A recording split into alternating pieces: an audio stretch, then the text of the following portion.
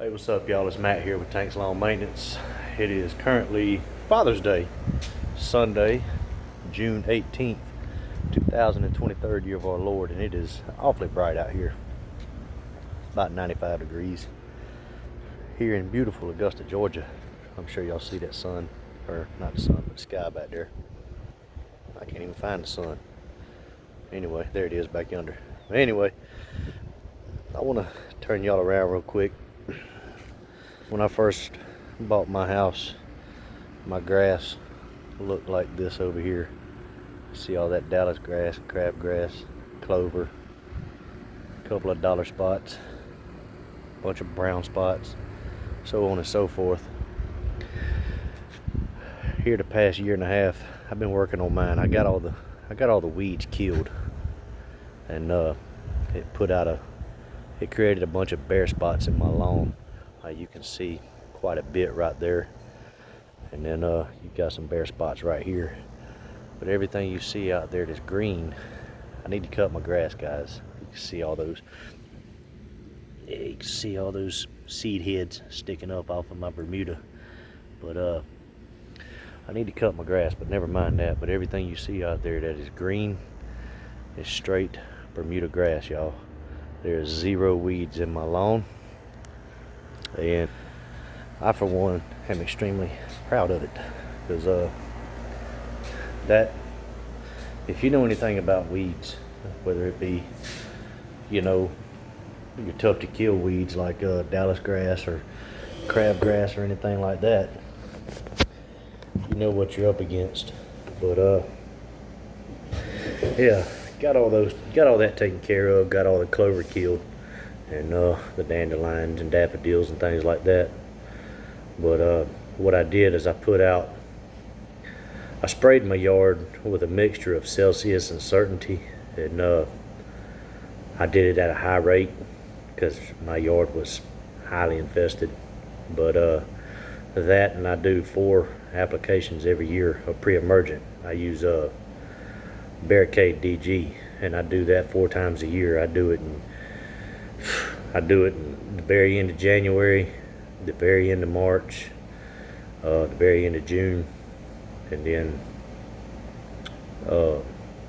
December, I guess. Not December, but October, I think. But and what that does, that helps out a lot. That Dallas grass and crabgrass, man, it's very hard to kill, but you can control it with the pre-emergent. And the Celsius and Certainty, it kills a lot of the stuff that's down there.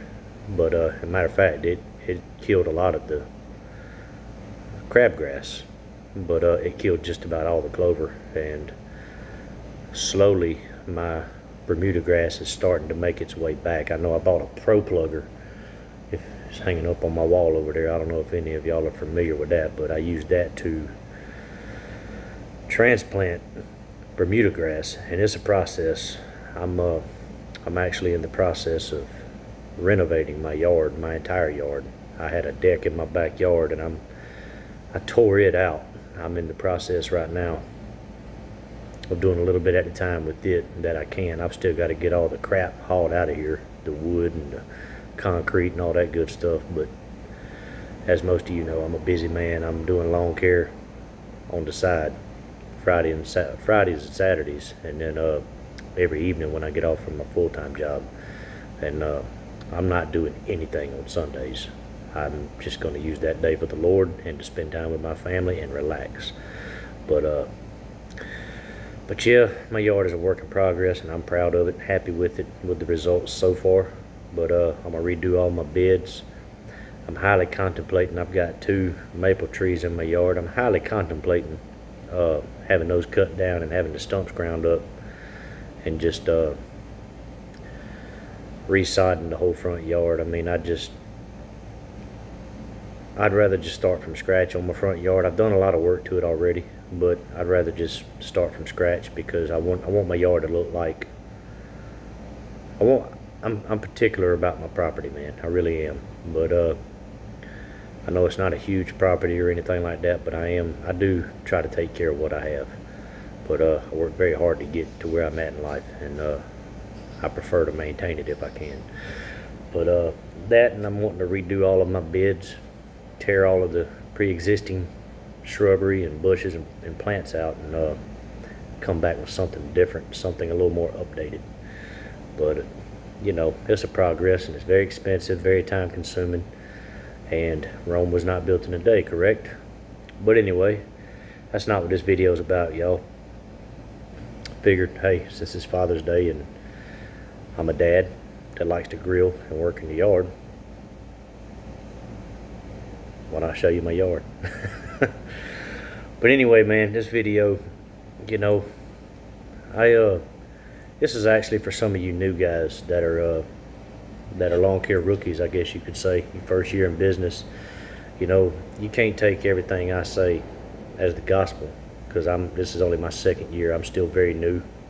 This is you know, I'm not full-time yet, but I'm well on my way. But give you some tips that I wish somebody would have sat down and talked to me about, and just give you a few things. And first thing is you've got to understand that everybody is not your customer, and you don't have to take on every single account that calls you for a quote. If somebody calls you and says they need somebody to cut their grass and trim their bushes, of course, but they also want you to come out and spray for weeds and put out fertilizer applications, or, you know, cut trees down and grind stumps and things like that, you know, chances are that's probably not your customer. You know, this is somebody that's needing full property maintenance, and 9 times out of 10 when you're starting out, you are not set up to do that, and things like that can be very costly.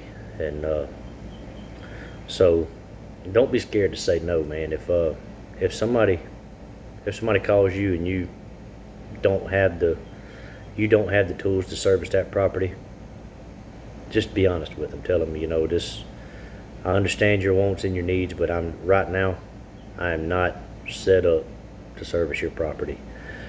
But number 2 is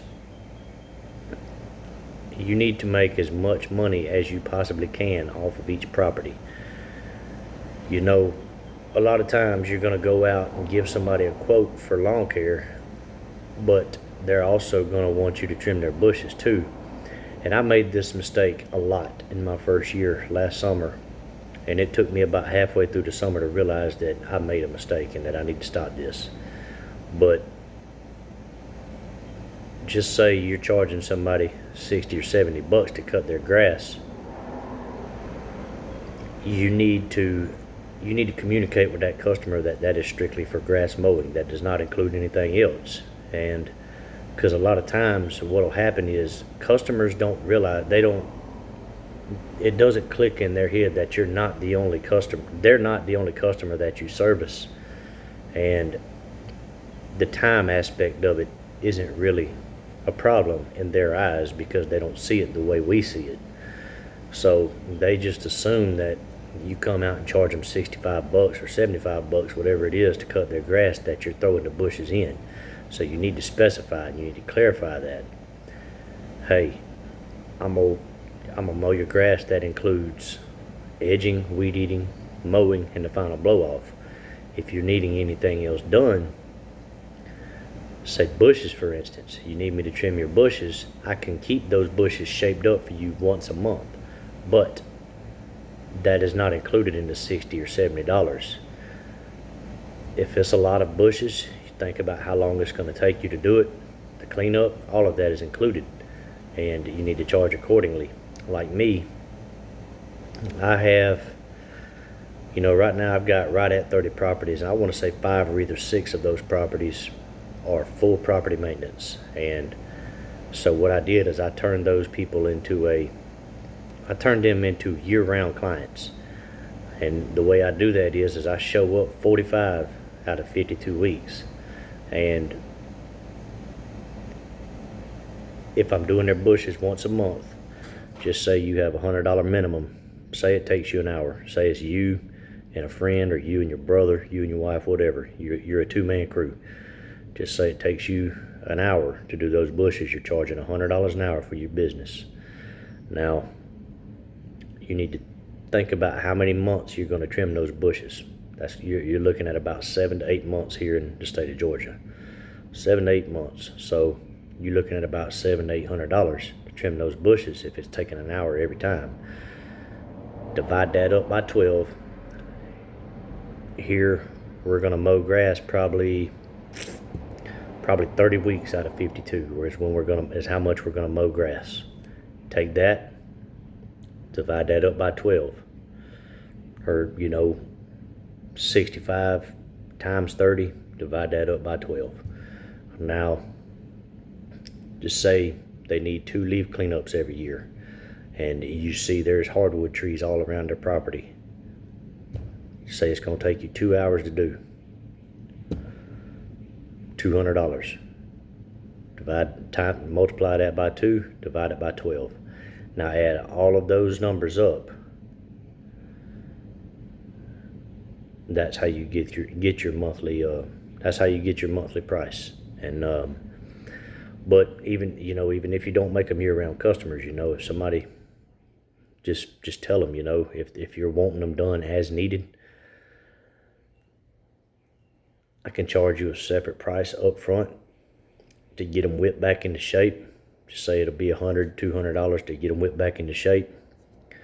And to clean them up once a month, it'll be an extra $50, okay? Every time you cut grass, just take that $15, add it to the price, okay? So if you're charging $65 to mow their grass, charge them the initial $100 or $200, whatever it is. Charge them that separately.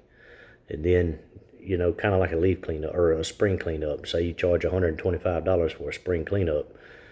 You can include those bushes in, and you can give them one price for a spring cleanup, and that is the entire yard, whether it be mowing and bushes or so on and so forth. You get it, but charge them that price. Then after your weekly or bi-weekly cutting, your $65, take that $15, add that on to the cutting every month. Make it an $80 charge every time you show up. Problem solved. You're getting paid for that.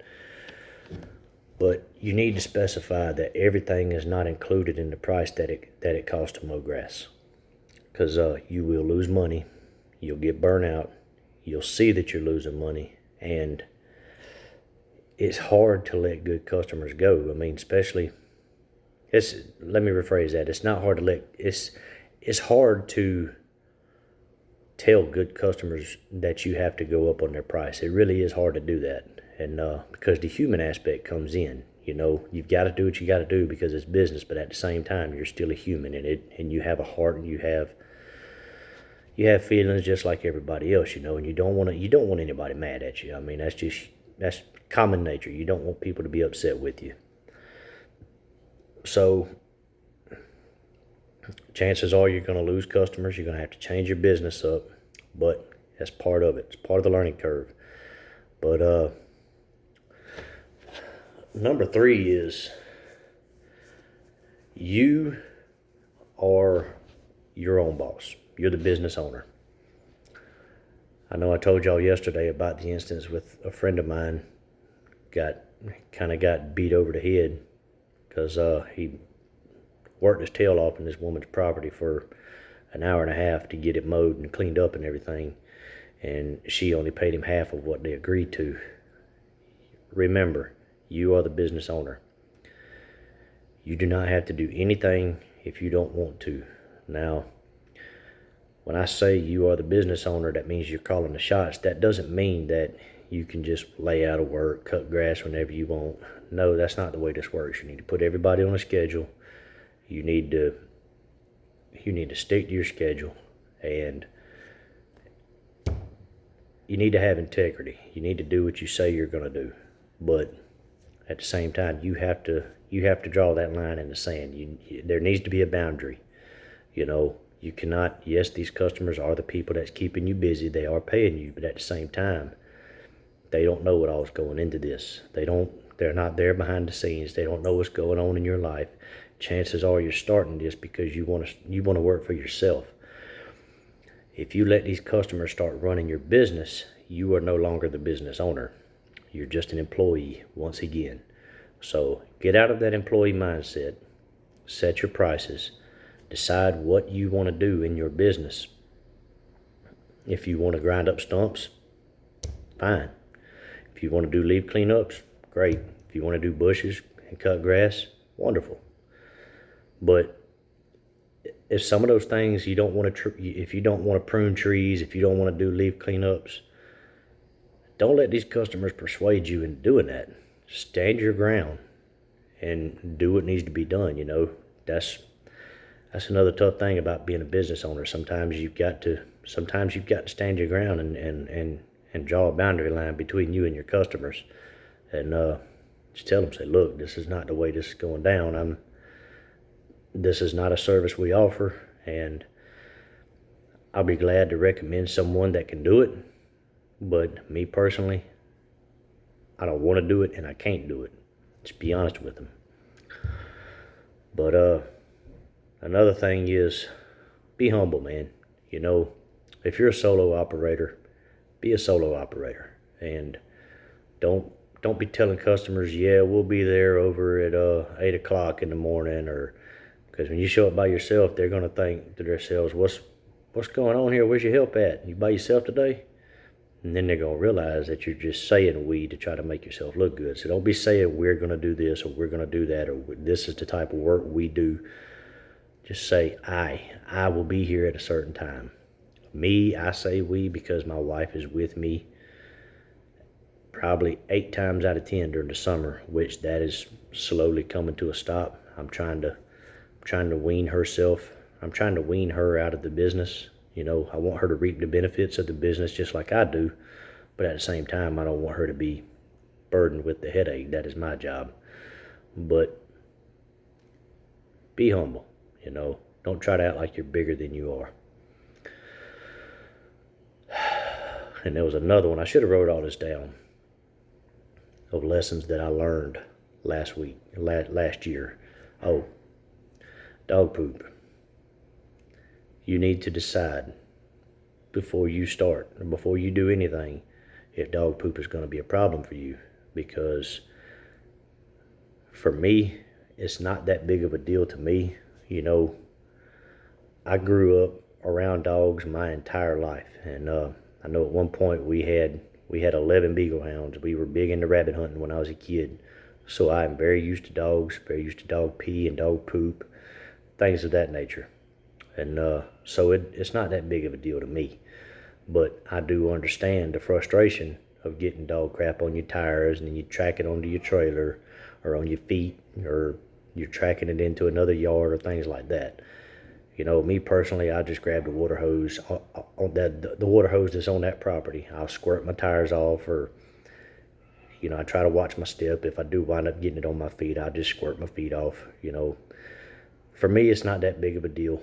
But I can see where it would bother a lot of people, especially people that aren't used to being around animals a lot. So if it's going to be a problem to you, you need to implement that in your business. You need to not take on properties that has excess dog poop. And it probably wouldn't hurt you to tack a fee on for excess poop, excess dog waste, and just be upfront with people. This is the services we offer, and this is what we expect, and this is how we run our business, and this is the way it's going to be if we service your property. And you don't need to be arrogant, but you just need to explain that to the customers. But yeah, man, I mean, these are things that I wish people have told me. My very first year, which was last year. I say my very first year like it was a long time ago or something, but I'm just talking about last summer.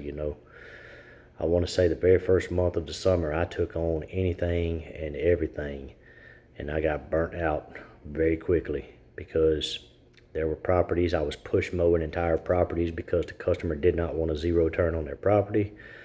I was weed eating entire backyards. That's not happening anymore. Just doing a lot of things that I didn't want to do, man. And sooner or later, if you don't want to do that stuff, go ahead and nip it in the bud right off the bat before it gets to a point to where you're depending on these dollars from those customers. So just be upfront with everybody. Do what you can do. Do what you say you're going to do. Do what you can do. And decide what your business model is going to look like. Stick to it and don't stray from it. Later on, when you can add services, add them, as long as it's something that you can do efficiently, make money on, and do a good job at. But the biggest piece of advice I can give every one of y'all that are just starting out, be honest, be genuine, be willing to work hard, and you will succeed. Me, my family, we've been super blessed with lawn care. Like I said, I've only doing this a year and a half now, and I mean, I've exceeded every expectation that I've had thus far, and I'm praying in the next 2 years that I can go full time. I'm not going to rush it. I'm going to let business dictate that, but I do have a goal in mind, and that goal cannot be reached fast enough. I'm sure a lot of you understand that. But that's a lot of things. That's another thing, guys. Set small goals first, and then set a big goal for the end. And look, whatever path gets you to that goal, take that path. And you're gonna have some good days, and you're gonna have some bad days. But just keep in mind, there is a goal in sight, and you will reach it one way or another if you put God first and you stay diligent in what you're doing. But look here, man, we've actually got steaks on the way. My wife ordered steaks from Stakeout. Don't know if y'all have that in y'all's area, but we do in ours, and they are very good steaks. But we got those on the way. They should be here any minute, so I'm gonna hop off and get cleaned up and get ready for supper. But man, look, to any of y'all fathers out there, any of you single moms that are playing both parts, I wish all of y'all happy Father's Day, man. And I appreciate everything y'all do. A lot of times it goes unnoticed, and a lot of dads don't get the credit, but 9 times out of 10, the father in the house, or the man of the house, is the enforcer of all the rules. And I know me myself, we get made out to be the bad guy a lot, but it's for the greater good. So happy Father's Day to y'all, and I'm here to tell you I appreciate every one of y'all. But hey, I'm gonna hop off here, and until the next one, y'all keep cutting that grass and keep making that money.